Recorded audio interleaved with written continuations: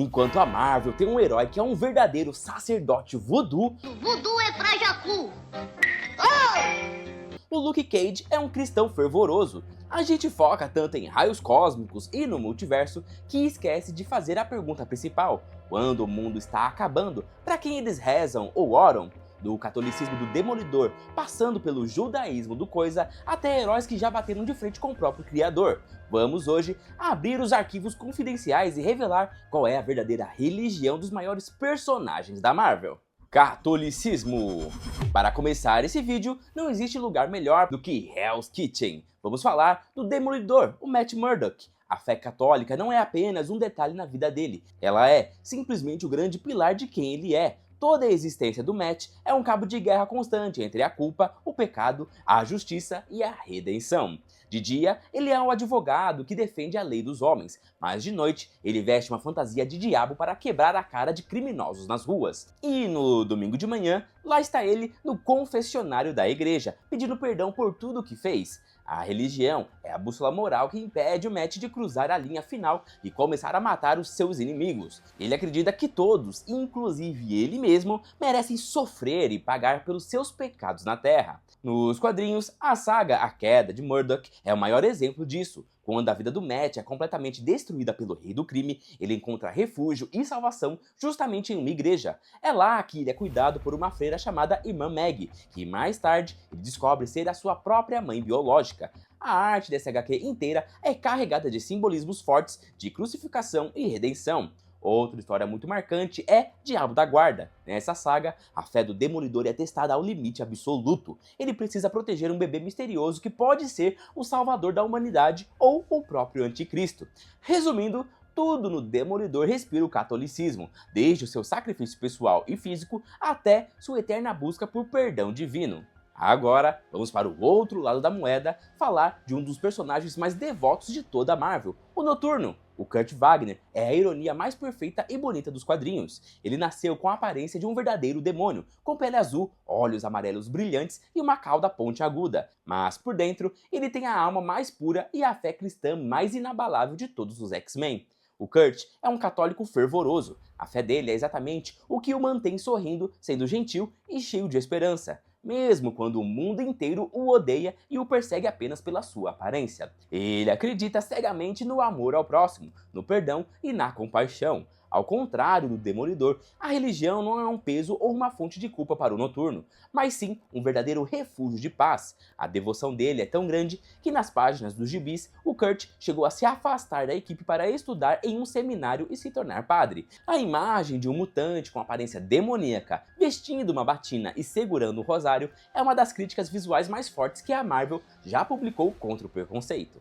Uma HQ que mostra perfeitamente o peso dessa fé é o clássico Deus ama, o homem mata. Nessa história, os X-Men enfrentam o reverendo William Stryker. Ele é um fanático religioso que usa a palavra de Deus para justificar o extermínio da raça mutante. E é justamente o Noturno, o cara que parece ter saído do inferno, quem prova ter a verdadeira essência da religião, desmascarando a hipocrisia, o fanatismo e o ódio do vilão.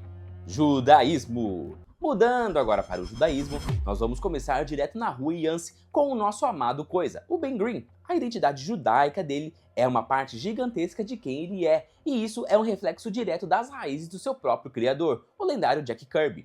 Durante muito tempo nas HQs, deixaram isso meio subentendido, mas nos anos 2000, a Marvel finalmente abraçou a religião do personagem de forma aberta. A fé e a cultura são exatamente o que mantém o Ben com os pés no chão e com a alma humana, mesmo quando ele se sente como um monstro de pedra. Um dos momentos mais emocionantes e divertidos dos quadrinhos aconteceu quando o Ben completou exatos 13 anos desde a sua transformação no Coisa. Como manda a tradição judaica, ele organizou e comemorou o seu segundo Bar Mitzvah. Ele reuniu todos os heróis da Marvel para uma grande festa e leu a Torá para os seus amigos. E ainda falando de heróis com orgulho de suas raízes, nós temos a Kitty Pryde, a Lince Negra dos X-Men. Ela tem um orgulho imenso da sua herança e quase sempre é desenhada usando um colar com a estrela de Davi no pescoço. Para Kitty, as lutas de ser judia e de ser mutante se cruzam o tempo todo. Ela sabe muito bem o que é sofrer preconceito no mundo real e no mundo dos heróis. Em várias histórias importantes, É a Kitty quem bate de frente com o mundo. Ela costuma lembrar a todos sobre os horrores do antissemitismo,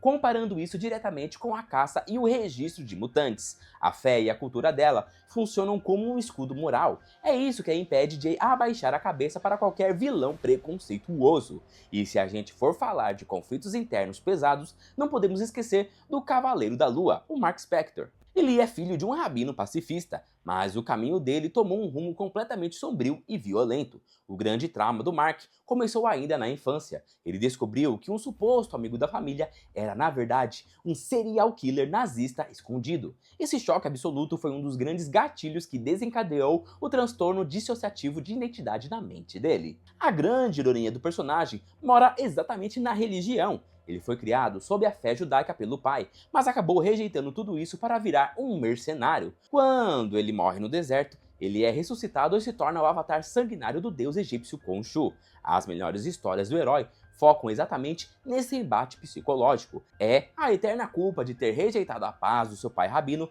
para virar o punho da vingança de um deus pagão. Para fechar esse núcleo com o personagem mais denso de todos, nós temos o Magneto, cujo nome verdadeiro é Max Eisenhardt. A relação dele com a religião e com Deus é extremamente complexa e sombria, devido a todos os horrores que ele vivenciou. A identidade do Magneto é construída inteiramente sobre o fato de ele ser um sobrevivente judeu do Holocausto. Ele perdeu a sua família e a sua fé na humanidade dentro do campo de concentração de Auschwitz. Foi essa tragédia indescritível que moldou toda a sua visão de mundo e a sua luta implacável pelos mutantes. Para o Magneto, a história está prestes a se repetir. O lema da vida dele é muito simples: nunca mais. Ele está disposto a sacrificar a própria alma, enfrentar os X-Men e cometer atrocidades para garantir que o seu novo povo jamais seja colocado em campos de concentração novamente.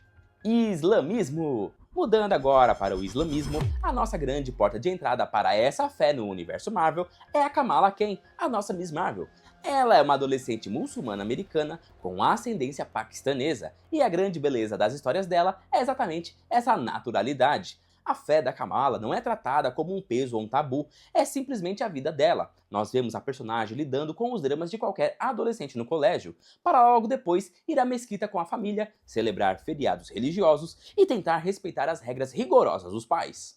As HQs mostram perfeitamente o equilíbrio super difícil entre ser uma super-heroína que precisa salvar a cidade à noite e ser uma boa filha muçulmana que precisa estar em casa antes do toque de recolher. Outra personagem riquíssima e que representa o islamismo de uma forma muito forte é a Pó, cujo nome verdadeiro é Soraya Qadir. Ela é uma jovem mutante nascida no Afeganistão. A Soraya foi resgatada pelos X-Men de uma rede de tráfico de escravos, depois que os seus poderes se manifestaram e ela destruiu os criminosos que tentaram atacá-la. O poder dela, como o nome já entrega, é a capacidade de transformar o próprio corpo em uma tempestade de areia letal.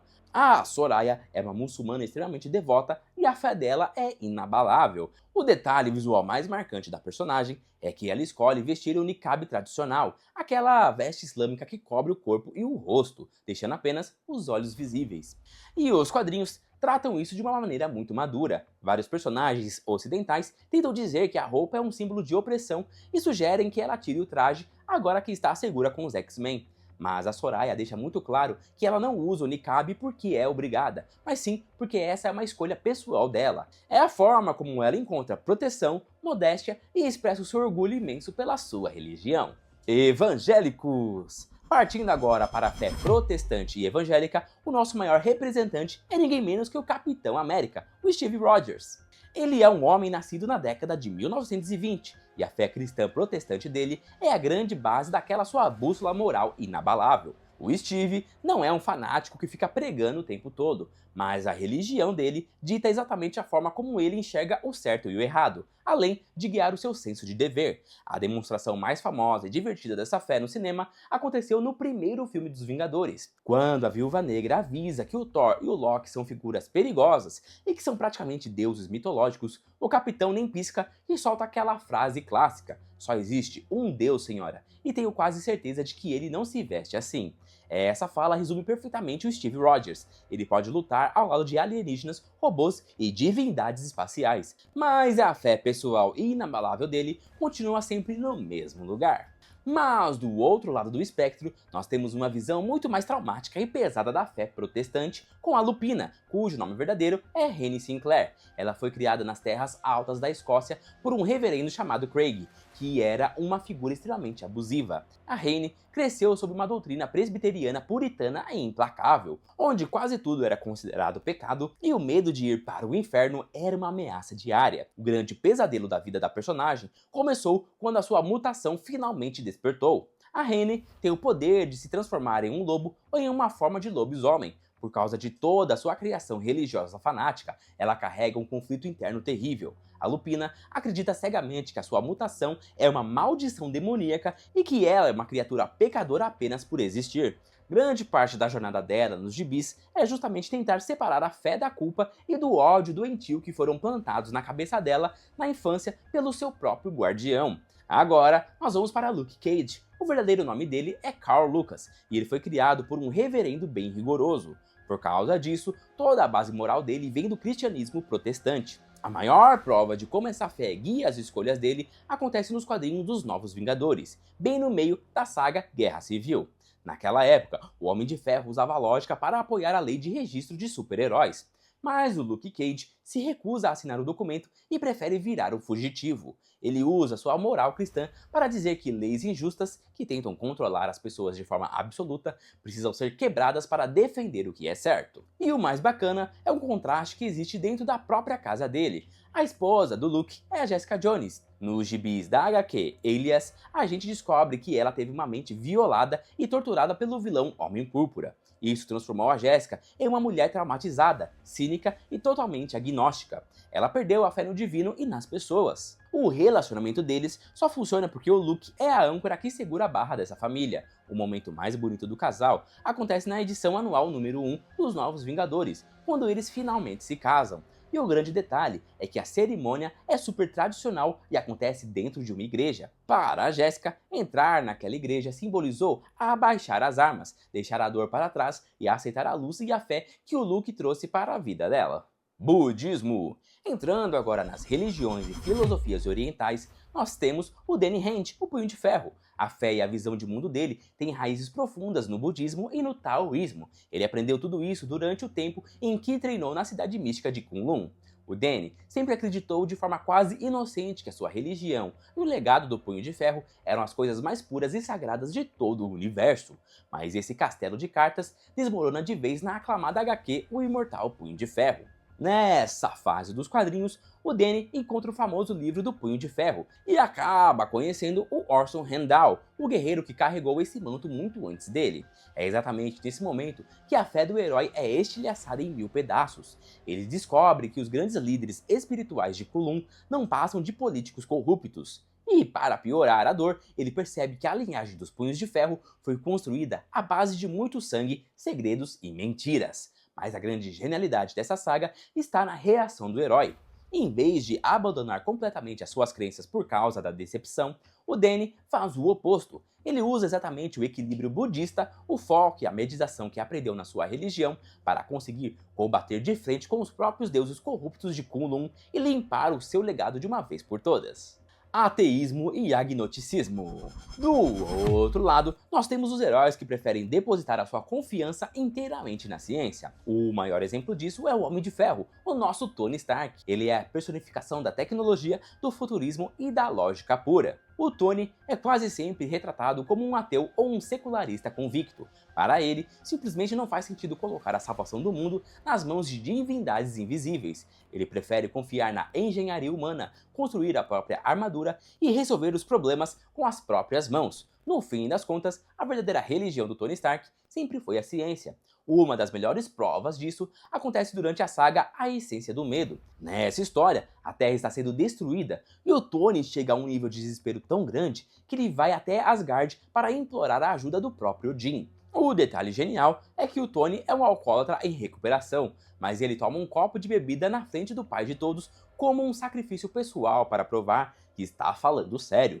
E mesmo conversando cara a cara com um deus supremo da mitologia nórdica e construindo armaduras em forjas mágicas, o Stark trata tudo aquilo como engenharia alienígena avançada. Ele simplesmente se recusa a dobrar os joelhos para a religião. Outro exemplo acontece na HQ O Homem de Ferro Superior, especificamente na edição 3. Nessa fase, a mente do Tony é corrompida e ele se torna um bilionário megalomaníaco que vende um aplicativo capaz de mudar a genética das pessoas.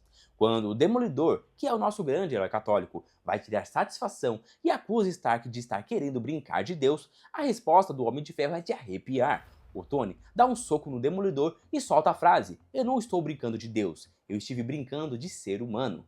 E seguindo exatamente a mesma linha lógica, nós temos o homem mais inteligente da Marvel, o Senhor Fantástico, o Reed Richards. A postura dele também é de um agnóstico ou um ateu, mas o detalhe mais cômico e irônico é que o Reed já viajou por dimensões paralelas, já conheceu entidades cósmicas e literalmente já ficou cara a cara com um acima de todos. Para quem não sabe, essa entidade é a representação máxima do próprio Deus criador de todo o multiverso da Marvel. Mas mesmo depois de encontrar Deus pessoalmente, a mente do Senhor Fantástico não muda. Ele continua abordando o universo de forma totalmente analítica. O Reed enxerga tudo através da lente do empirismo e da física. Para ele, até mesmo uma divindade é apenas um fenômeno cósmico que precisa ser estudado e mapeado pela ciência. E para fechar esse núcleo dos heróis que não seguem nenhuma fé, nós temos o gigante de aço dos X-Men, o Colossus. A relação do Peter Rasputin com a religião é muito diferente da maioria dos americanos. E isso tem absolutamente tudo a ver com o lugar e a época em que ele nasceu.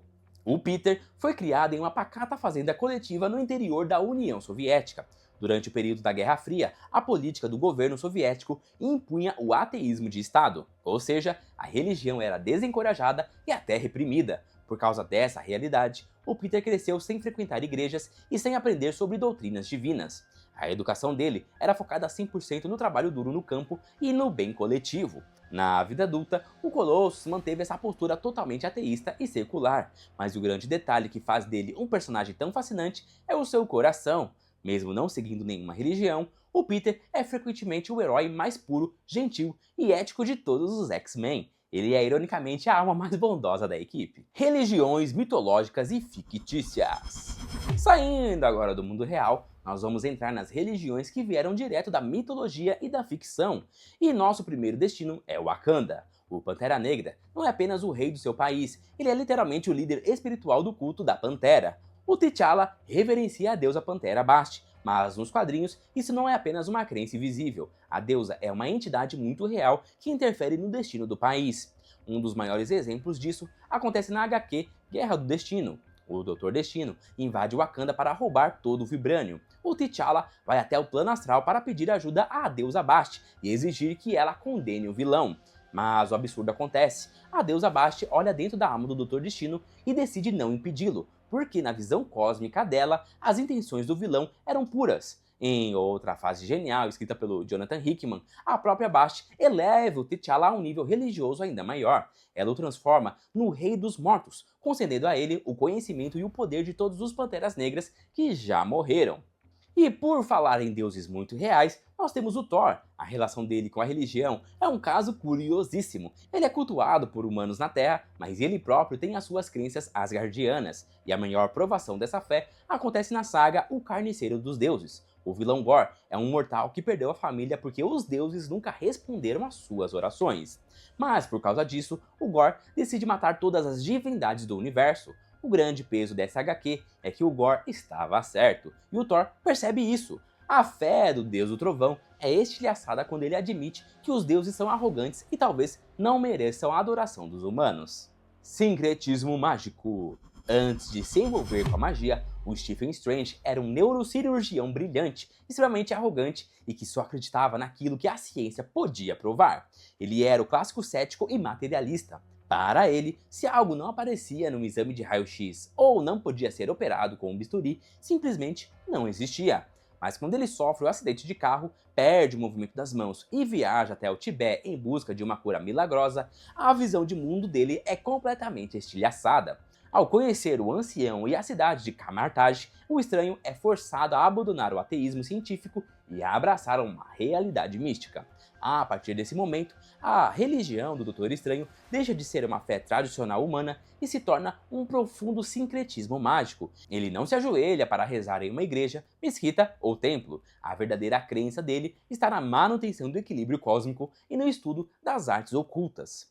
Nos quadrinhos, ele invoca entidades divinas e multidimensionais o tempo todo para fazer os seus feitiços. A principal fonte de luz dele são os Vishanti, um trio de deuses mágicos formados por Agamotto, Oshtur e Rogoth. Mas o detalhe genial das HQs é que o Stephen não cultua esses seres como um fiel comum. Como ele é o Mago Supremo, ele lida com deuses cósmicos e demônios, como o Mephisto e o Dormammu, quase como se fossem parceiros de negócios. Ou pior, como adversários em um jogo de xadrez dimensional.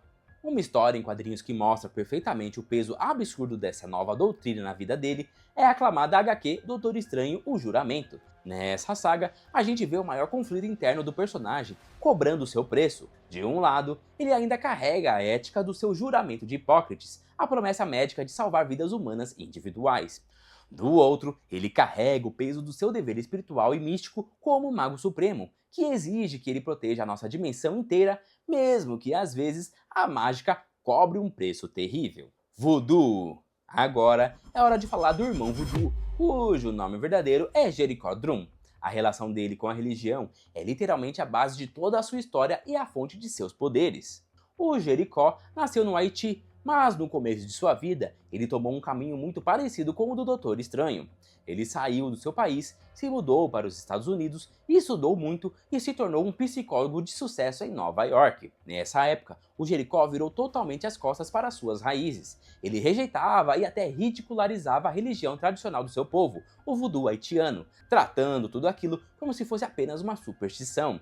Enquanto ele vivia o sonho americano, o seu irmão, Daniel Drum, ficou no Haiti e se dedicou à fé. O Daniel se tornou o Hogan Supremo, ou seja, o grande líder espiritual e sacerdote do voodoo. Mas a vida do Jericó sofre um baque quando ele descobre que o seu irmão foi amaldiçoado e morto por um feiticeiro rival que cultuava um deus serpente maligno. Antes de morrer, o Daniel faz o Jericó prometer que assumiria o seu lugar para proteger o povo deles. É nesse exato momento que a ciência perde a guerra para a fé. O Jericó volta para o Haiti, aceita o seu destino e abraça a religião voodoo com todas as forças. Ele não aprende apenas a atirar feitiços, ele aprende a reverenciar os Loás, que são as divindades e poderosos guias espirituais dessa religião. O detalhe mais macabro e genial das HQs é que durante o seu ritual de iniciação, o espírito de seu irmão Daniel é fundido à sua própria alma. Ou seja, o irmão voodoo não luta sozinho, ele carrega o fantasma do irmão dentro dele para conseguir canalizar ainda mais energia mística. Para o irmão voodoo, a magia não é uma ciência oculta, é a prova viva da sua religião e a forma mais pura de respeitar a herança dos seus antepassados. Cultura cigana. Vamos começar viajando para o país fictício da Lativéria para falar de Cynthia Von Doom, a mãe do Doutor Destino. O Victor Von Doom é o maior vilão da Marvel, mas o que pouca gente lembra é que a origem de toda a sua maldade e da sua obsessão pela magia vem do amor e da tragédia da sua mãe. A Cynthia fazia parte de uma tribo cigana chamada Zéfiro. O povo dela era caçado, oprimido e vivia na miséria absoluta por causa das ordens de um barão. Desesperada para salvar a sua família e a sua tribo, a Cynthia recorreu ao misticismo extremo da sua cultura e acabou fazendo um pacto sombrio com o demônio Mephisto. O feitiço deu terrivelmente errado, matando pessoas inocentes e a Cynthia acabou perdendo a vida. Como punição pelo pacto, a alma dela foi condenada a sofrer eternamente no inferno. Essa tragédia é simplesmente o grande motor de toda a história do Doutor Destino. Ele passou a vida inteira unindo a ciência mais avançada do mundo com a feitiçaria apenas com um objetivo: invadir o inferno e salvar a alma de sua mãe. A maior prova disso está na obra-prima em formato de HQ chamada Doutor Estranho e Doutor Destino, Trunfo e Tormento. Nessa história incrível, o Destino engole o orgulho e pede ajuda do Mago Supremo, e os dois descem literalmente até as profundezas do submundo para lutar contra o Mephisto e tentar libertar a alma da Cynthia. Agora, partindo para a Feiticeira Escarlate, a história da família Maximoff passou por muitas bagunças na Marvel. Eles já foram filhos do Magneto, depois deixaram de ser, já foram experimentos genéticos, mas a grande raiz que nunca mudou é a origem cigana. A Wanda e o Pietro foram criados em um acampamento romani pelo Django e pela Maria Maximoff, absorvendo toda essa cultura e vivendo na pele o preconceito do mundo contra o povo deles. Mas a grande revelação sobre a magia ancestral da personagem e sobre a sua verdadeira mãe aconteceu na revista solo da Feiticeira Escarlate, lançada em 2015 e escrita pelo James Robinson. Nessa HQ, a Wanda sai em uma jornada espiritual pelo mundo para curar a magia do universo que estava doente. E é justamente nessa viagem que ela descobre a verdade sobre a sua mãe biológica, chamada Natalia Maximoff. A Natalia não era apenas uma mulher cigana comum, ela era uma bruxa absurdamente poderosa e foi a heroína que carregou o manto de Feiticeira Escarlate antes da Wanda nascer. E a virada de chave nos quadrinhos é genial. A HQ estabelece que a Feiticeira Escarlate não é apenas um nome de super-herói que a Wanda inventou ou um código mutante. Na verdade, é um título místico e ancestral da cultura romani que é passado de geração em geração pelas mulheres da família Maximoff. Ou seja, a magia da Wanda não vem apenas do caos cósmico ou do gene mutante. A verdadeira força dela é o legado espiritual, a cultura e a feitiçaria do seu próprio sangue. E se você chegou até aqui, não esqueça de deixar o seu likezão no vídeo, se inscrever no canal Nerdia e até a próxima!